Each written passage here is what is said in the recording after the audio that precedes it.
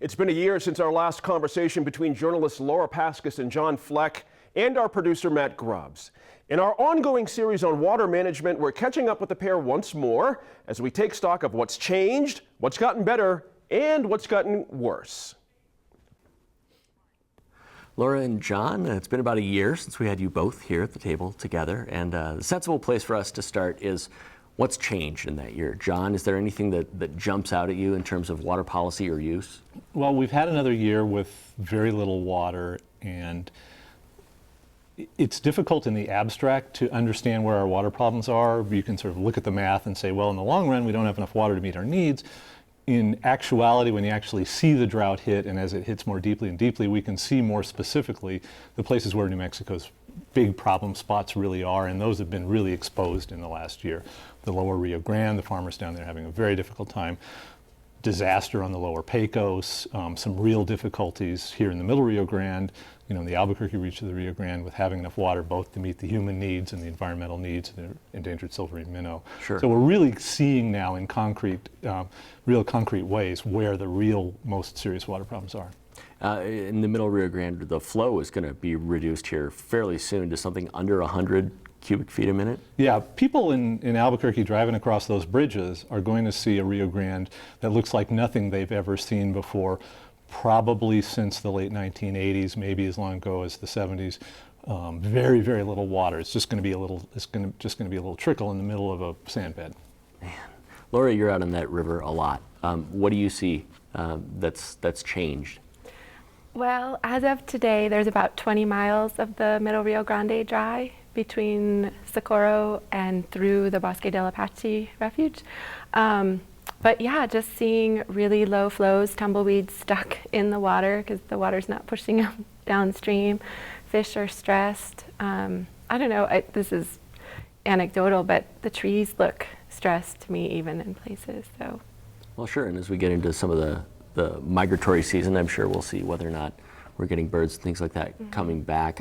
How hard or how much are the farmers suffering, as John was referencing, below Elephant Butte in the lower Rio Grande? I think that even here in the middle Rio Grande, we have farmers who are suffering, but down south, I think things are, right now they're getting water deliveries, so right now might be okay, but they're gonna be suffering throughout the rest of the season. They might not get more water. I think maybe it's 10% about what they would get in a typical year. And then of course, on the eastern side of the state, the Pecos farmers are really struggling, having a hard time, and I think we'll see more people selling off their water rights.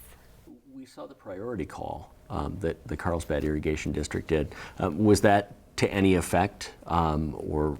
So far, no. Okay. The state is moving with a process to try to find the mechanisms to handle the priority call, which is the farmers in Carlsbad asking for water to be shut off for pumpers upstream from them in the Roswell-Artesia area. The farmers in Carlsbad have the better water rights, more senior water rights, but they're not getting any water. But what we're seeing there is an example exposing this broader problem where we have the doctrine of prior appropriation in the state as a way to allocate water when it's scarce, but we've never put the tools in place. We kind of don't have the institutional infrastructure, for lack of a better word, the hydrologists and the lawyers and the administrators in the Office of State Engineer to actually take care of the problem and sort of consider the property rights of those water users, and as a result, we're headed to litigation over there because there's kind of no other way around it. And especially in something approaching real time, where this is the growing season and all this stuff. The courts are not designed to, move in crisis mode, right? Right. So one of the issues that we hear a lot now is the idea of farmers selling off their water rights. Those rights are worth a lot of money, and it's becoming harder and harder for them to farm. What do we lose? I mean, we hear a lot first about the culture, right, and the way of life. Does that have a ripple effect? I think it does. I think it has a lot of impacts. It's the cultural issue. There's also, if you have farms, say, in the Los Lunas, Socorro area, and so those of us in Albuquerque are accustomed to seeing that water going down to those farms. If those water rights are sold upstream, that carriage water, that water's not coming down. So you'll see potentially less water in certain stretches of the river because it won't be delivering through the river or the irrigation canals. You'll also potentially see a loss of green belts and areas like that. But I mean, at the same time, farming could be a lot more efficient. So I'd hate to see the farms go away altogether for many different reasons, cultural and economic and even ecological, but I think we do need to be more efficient. The river, that kind of hints at, the river needs a certain amount of water to actually flow. You know, you can say, well, you know, we're letting it flow past this point, but at some point it's just going to absorb into the sand, right? Right. Right, and one of the problems we have is that Albuquerque, especially with the metro area here, Albuquerque and Rio Rancho and the unincorporated areas of Bernalillo County, we've been pumping groundwater and living off of it for a century. And especially if you look at the U.S. Geological Survey studies of groundwater depletion, the last 50 years, groundwater depletion has gone up dramatically. When you pump water out of the ground, we create a space down there where there's no water, and water flows out of the bed of the Rio Grande into that aquifer to refill it. So every gallon we pump out of the ground to use in our swimming pools or toilets or golf courses ultimately is coming back out of the river, and there's this big groundwater debt in the Albuquerque Basin that's being paid by reductions in flows in the river. And you know, you can see it. You can, the stretch of the Rio Grande through Albuquerque is what the scientists call a losing reach, meaning water that flows in here, some of it just disappears from the bed of the river. And is reduced as the river flows down through Albuquerque. In the last interview that we had on this subject, we had Bruce Thompson from UNM's Water Resources and John D'Antonio with the Army Corps right now, used to be the state engineer. One of John's points was that New Mexico may seem like we're worse off than a lot of other states in the West. However, we do have large groundwater supplies. Is there something, your statement and his don't seem to match up? Sure, we have large groundwater supplies, and he's right. Our choice to use those groundwater supplies and depend on them comes with this consequence, which is that as we pump that groundwater, we, in the long run, are depleting the river, and we're implicitly making this long-term decision, as long as we continue depleting aquifers, that we're going to sacrifice the rivers, and we're also going to, in the long run, sacrifice farming, because ultimately that flow of water out of the river into those aquifers reduces the flow available for farming, and then in the complex trade-offs we do as a society, we end up with cities buying out farmers' water rights as a way of kind of balancing the books. So we made these implicit decisions over the last 50 years, sometimes without realizing we were headed down that path, that in order to supply our cities by pumping groundwater, we're going to sacrifice these other things that many people in these communities value. And it hasn't been a conscious trade-off, but it's the trade-off we've left ourselves. I was going to say that, Laura, that a lot of people probably who watch this or who would see this issue would look at it and say, well, I value the river, and I value, you know, the Bosque, and I value farming and that sort of culture. This wasn't a conscious decision, as John said, on a lot of people's part. It's just kind of the way we've been living. I think we take our quality of life really for granted, and until it's like the town of Magdalena, for instance, doesn't have any water anymore. I think you can say you value these things, but until you're actually faced with making a conscious decision and making a conscious choice to say, like, okay, I'm not only not going to water my lawn, I'm going to talk to my neighbors in my town about making, you know, ordinances, or I just think we haven't had to make the tough choices because we really haven't had to.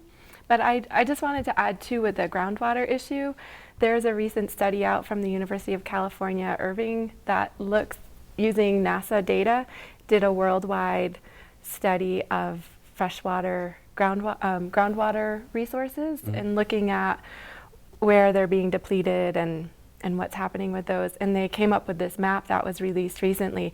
And groundwater supplies are being depleted globally.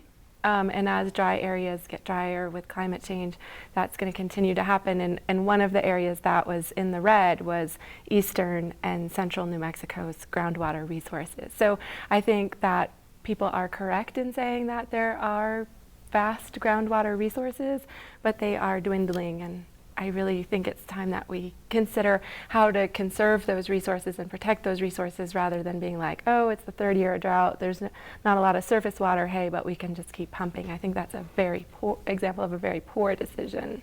Well, and you see the lengths that people or municipalities will go to when you look at like Midland, Odessa, piping all the way over to the New Mexico border to get water from the aquifer under JAL. I mean, that's a stunning amount of money. And we sort of referenced this in our last conversation, the billions that people are willing to spend. The article I think that you had referenced about Utah saying that it was extremely important for them to be able to build a pipeline to Lake Powell. Right. How on earth is that water not A, already accounted for, and Right. B, it would seem there'd be, unless they're taking from the very bottom, there's not going to be a lot to take. Yeah.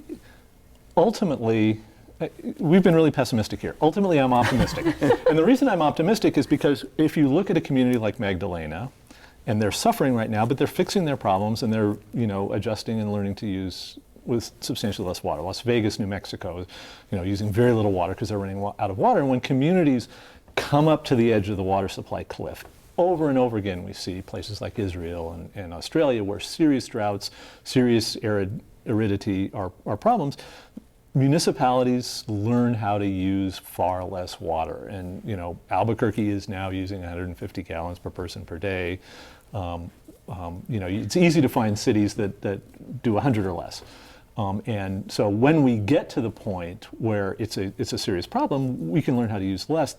The difficulty is that it would be nice if we could have some foresight and think about how much we value the river corridor and how much we value the green belt of farms within, and try to figure out a way to accommodate all those sets of needs rather than just kind of stumbling forward into this problem blindly. Because we'll be okay. We're not going to be, abandoning Albuquerque in the way of the Anasazi.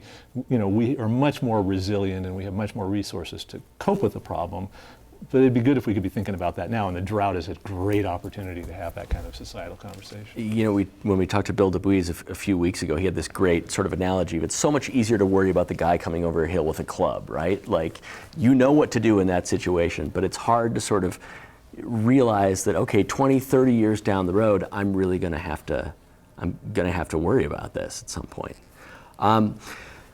As we look at what's ahead for Albuquerque and for some of the other population centers that are now in this exceptional drought, what do you see as some of the likely answers? Are we going to continue to be looking for water in places that seem to have spare water, or is conservation really the answer?